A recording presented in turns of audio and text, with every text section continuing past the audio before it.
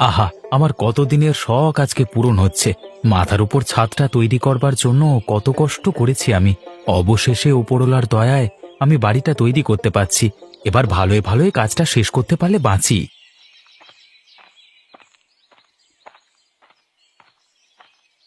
আর ভালো।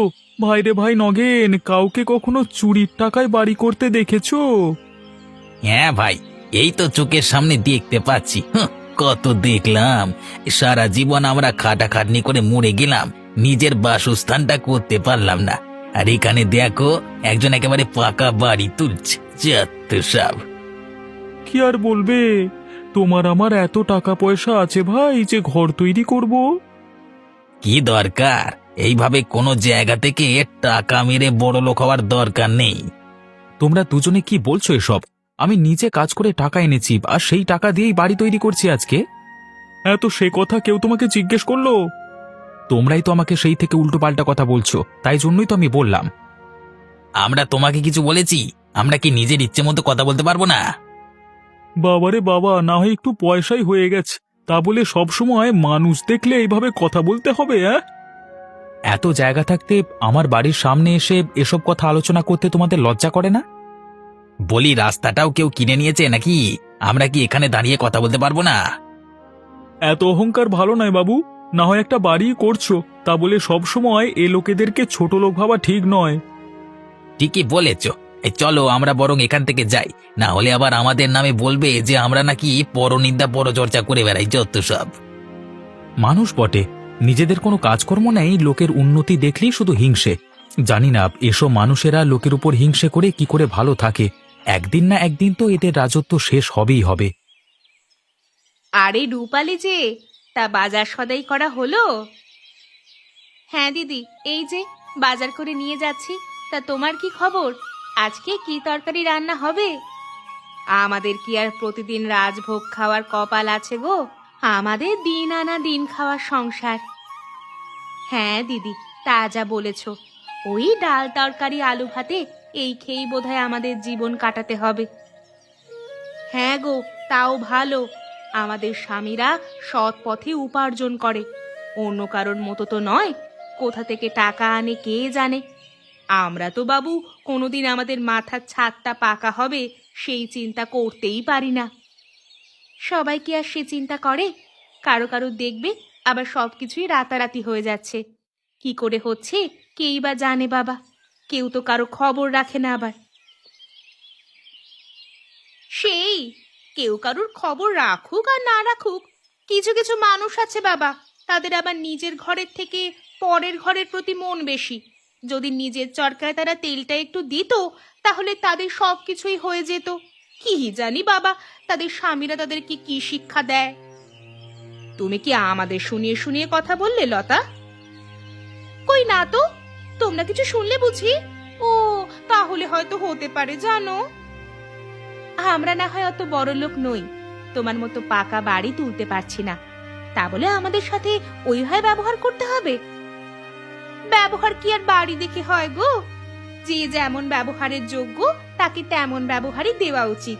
এই শিক্ষাটা তোমাদের স্বামী তোমাদেরকে দেয়নি বুঝি? আমাদের স্বামী আর যাই হোক চোর নয়। তাই নাকি? তাও আবার আমার স্বামীও কি চোর নাকি? কই, আমার তো মনে হয় না। পরের কারবার কিভাবে চলে তা ভেবে তো আমার চলবে না। লোকের উন্নতি হলে অনেকের আবার জ্বলে। যাই বাবা, তোমাদের সঙ্গে বেশি কথা বলার বারণ আছে। দেখলে ঢংটা একবার দেখলে? হয় হয়, হঠাৎ বড় লোক হয়েছে তো এখন এরকম অহংকার হয়। দেখি কতদিন এই অহংকার থাকে।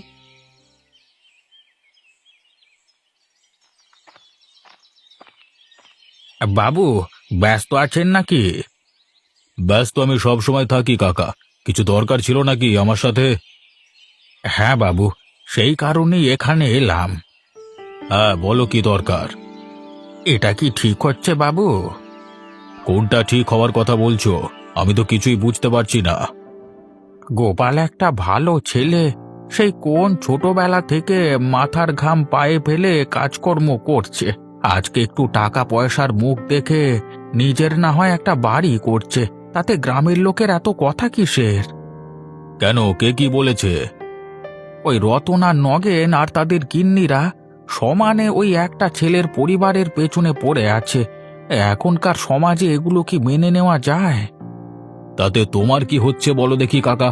ওরা তো আর অভিযোগ করেনি আমার কাছে। আমার অনেক কিছুই হচ্ছে বাবা। সমাজটা ধীরে ধীরে নষ্ট হয়ে যাচ্ছে। কষ্ট করে নিজেকে তৈরি করা শক্ত, কিন্তু এইভাবে লোকের পেছনে লাগা খুবই সহজ। তাহলে তুমি এখন কি চাইছো বলো? আমি এখন সকাল সকাল জ্ঞান শুনতে চাই না। আপনি এদের দুজনের কিছু ব্যবস্থা করুন। একবার এদের ধমকালিয়ে এরা জব্দ হয়ে যাবে। আপনি সেই ব্যবস্থাটা দয়া করে একটু করুন। ঠিক আছে, আমি ভেবে দেখব। ভাবার সময় এটা নয় বাবু। এরকম করে চলতে থাকলে গ্রামের উন্নতি হবে না। ধীরে ধীরে গ্রাম বিপদের মধ্যে চলে যাবে। আমাদের দেখা ছাড়া আর কোনো উপায় থাকবে না। একে তো সকালবেলায় এসে তুমি আমার চিন্তার ব্যাঘাত ঘটালে, তার উপর আমি কি করব কি না করব সেই শিক্ষা তুমি আমাকে দিও না। তুমি এখন যাও এখান থেকে। ঠিক আছে বাবু, আমি চলে যাচ্ছি। যদি কিছু বেশি বলে থাকি তাহলে ক্ষমা করে দেবেন। বেশি তো বলেছ বটেই, কোনো শিক্ষা দীক্ষা নেই। সকালবেলা এসে কানের কাছে শুরু করে দিলে। যত সব। যাও যাও এখান থেকে যাও।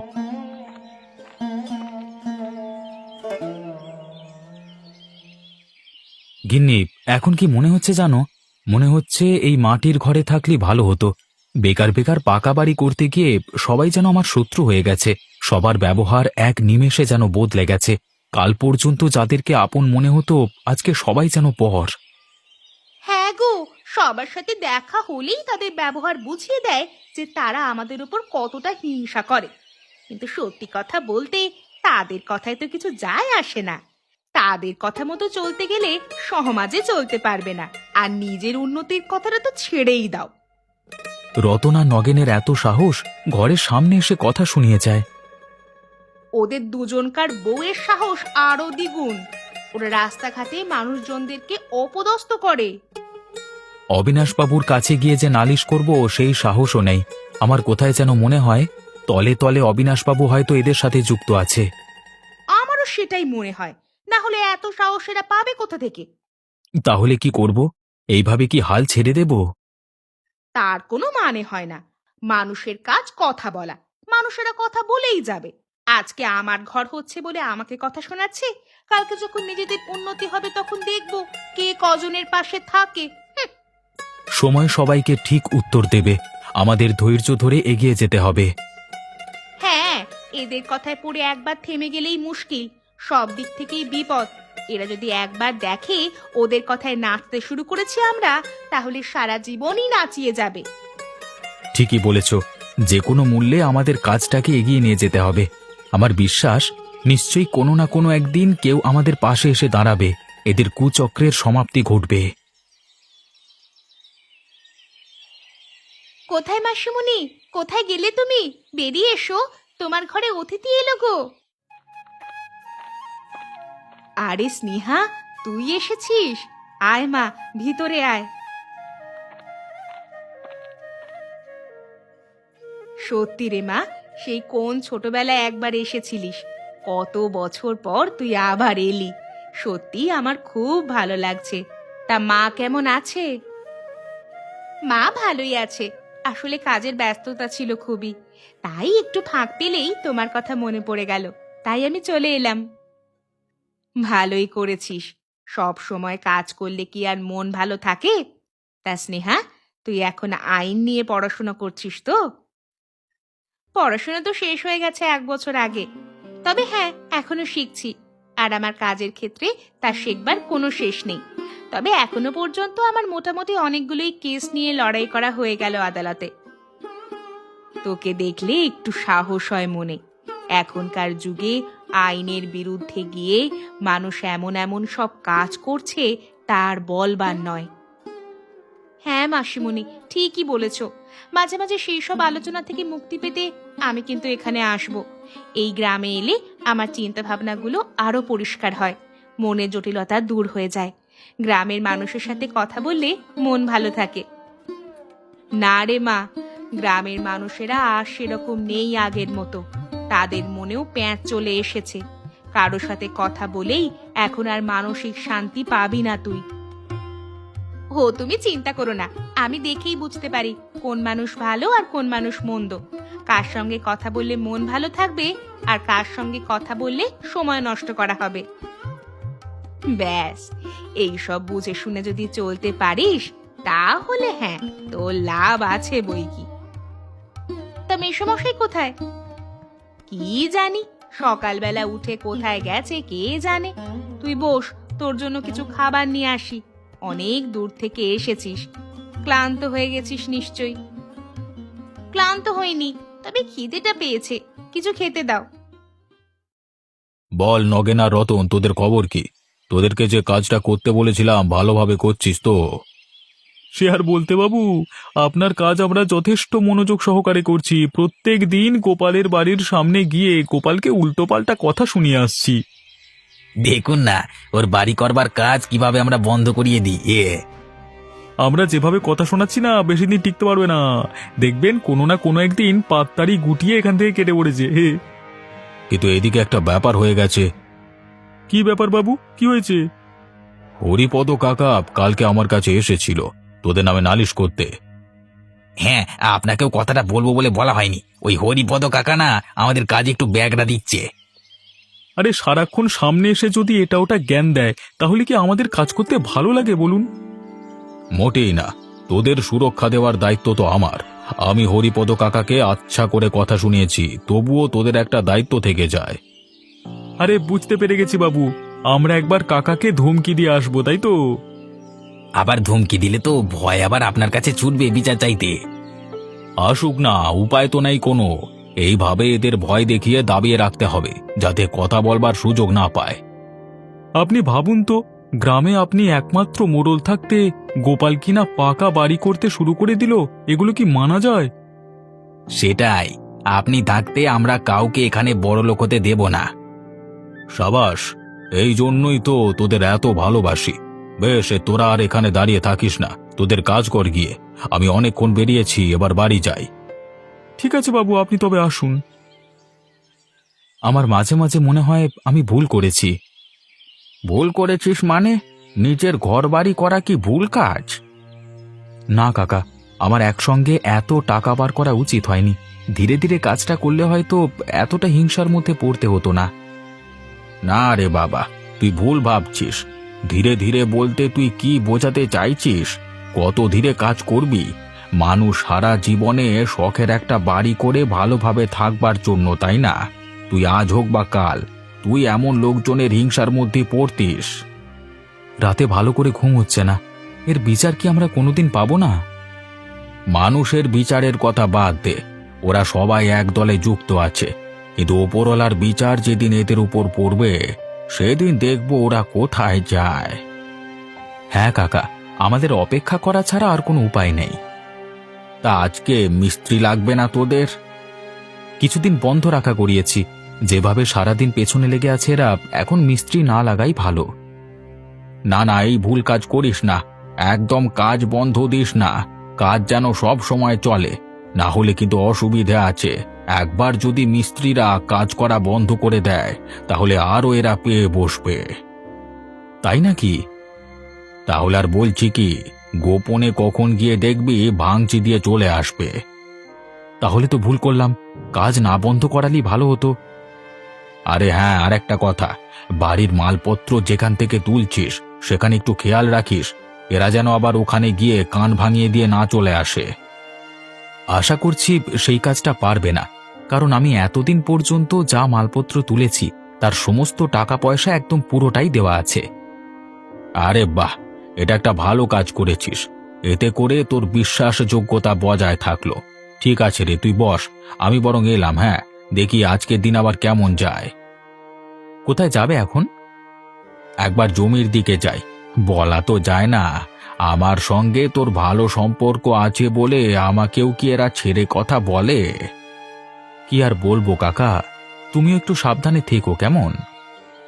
হ্যাঁ রে বাপ, আমি এলাম তবে। যাক, তোর দৌলতে অন্তত গ্রামে একবার হাঁটতে বেরোনো হলো, না হলে তো ঘর থেকে বেরই হওয়া হয় না। সে কি, মাঝে মাঝে একবার করে হাঁটতে বেরোলে তোমার তো স্বাস্থ্যের পক্ষেও ভালো হবে। সে কথা তো জানি, কিন্তু সত্যি কথা বলতে সঙ্গী পাই না বলে আর বের হওয়া হয় না। আরে দেখো নীলিমা, গিন্নিমায়ের সাথে ওটা কে বলো তো? দেখে তো এই গ্রামের বলে মনে হচ্ছে না। মনে হচ্ছে উনাদের ঘরে কুটুম এসেছে। ঢং দেখেছো, একেবারে সেজে গুজে ঘুরে বেড়াচ্ছে। ঢং দেখলে বাঁচা যায় না বাবা। আসুক একবার কাছে, তারপর জিজ্ঞাসা করছি। কি ব্যাপার গো মাসিমণি, ওরা দুজন এইভাবে আমাদের দিকে তাকিয়ে কি গুজর গুজর করছে বলো দেখি? ওদের কথা ছাড়, ওরা সারাদিনই ওই করে বেড়ায়। ওদের জ্বালায় গ্রামে ঠিক মতো চলাফেরা করা যায় না। তাই নাকি? তাহলে চলো তো একবার গিয়ে ওদের সাথে কথা বলি। ওদের সাথে কথা বলে তুই কি করবি? সারা দিনটা তোর খারাপ যাবে। আরে তুমি ওসব নিয়ে চিন্তা করো না, ওদের মতো অনেক বেয়ারা লোককে আমার সোজা করা আছে। ঠিক আছে, চল তাহলে যাই। বলি ও গিন্নিমা, এ কাকে নিয়ে ঘুরছেন আপনি? একে তো দেখে শহুরে মনে হচ্ছে। ও আমার একমাত্র বোনের মেয়ে, ওর নাম স্নেহা।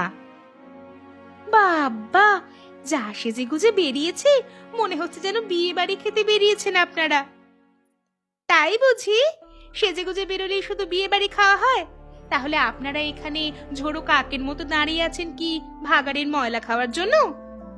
বাবা, মুখে কি বড় বড় কথা, একেবারে যেন আগুন ঝরছে। সে কি, মানুষ হয়েও কি কথাও বলতে পারবো না নাকি?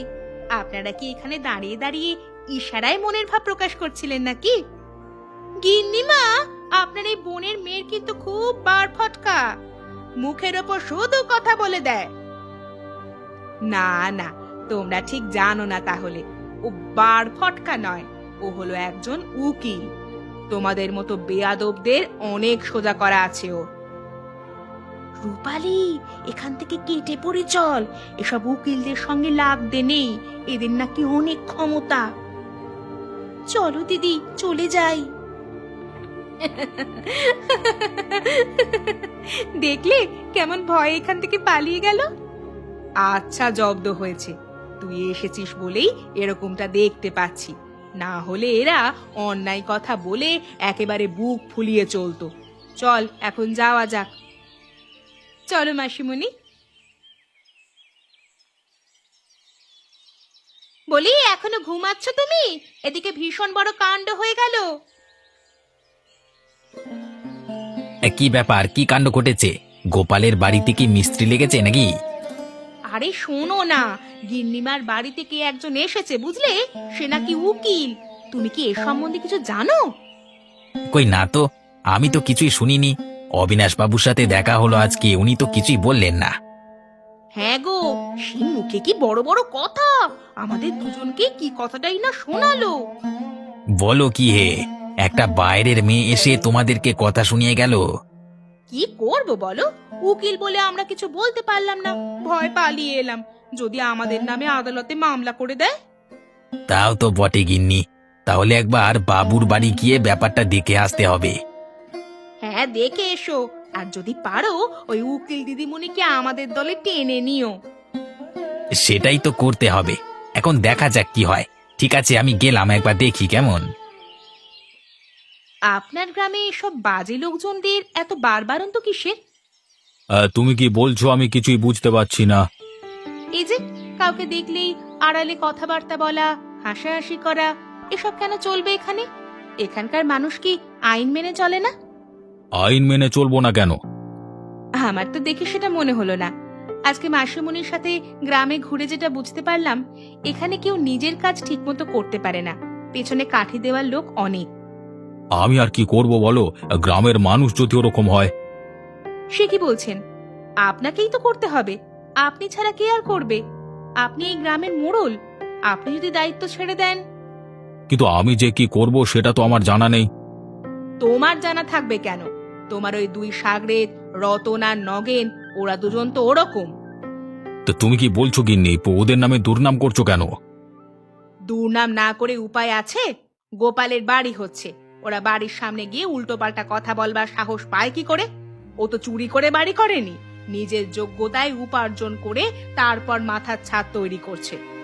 হ্যাঁ, তাতে আমি কি করব?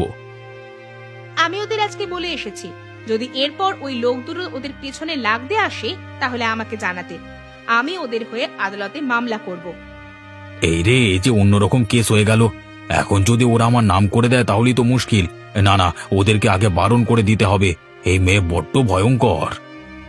কি হলো, কথা বলছো না কেন? না না গিন্নি, আমি ওদেরকে বারণ করে দেব। তারপর দেখি ওরা যদি আমার কথা না শোনে তারপর অন্য ব্যবস্থা।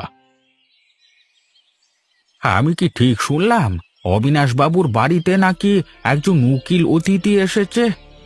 শুধু এসেছে নয় কাকা, এখান দিয়ে ঘুরেও গেছে। আর আমি আর আমার গিন্নি আমাদের সমস্ত কথা ওনাকে জানিয়েছি। তাই নাকি? তা উনি কি বললেন? এরপর যদি কেউ আমাদের পেছনে লাগবার চেষ্টা করে তাহলে ওনাকে জানাতে বলেছেন। উনি আমাদের হয়ে আদালতে মামলা করবেন। সাব্বাস, আমাদের গ্রামের নতুন অতিথির তাহলে সৎ পথে চলবার ক্ষমতা আছে বলতে হবে। হ্যাঁ কাকা, আমরা কথা বললাম তো, সত্যি আমাদের খুব ভালো লাগলো। এরপর অবিনাশ বাবু বুঝবেন কত ধানে কত চাল।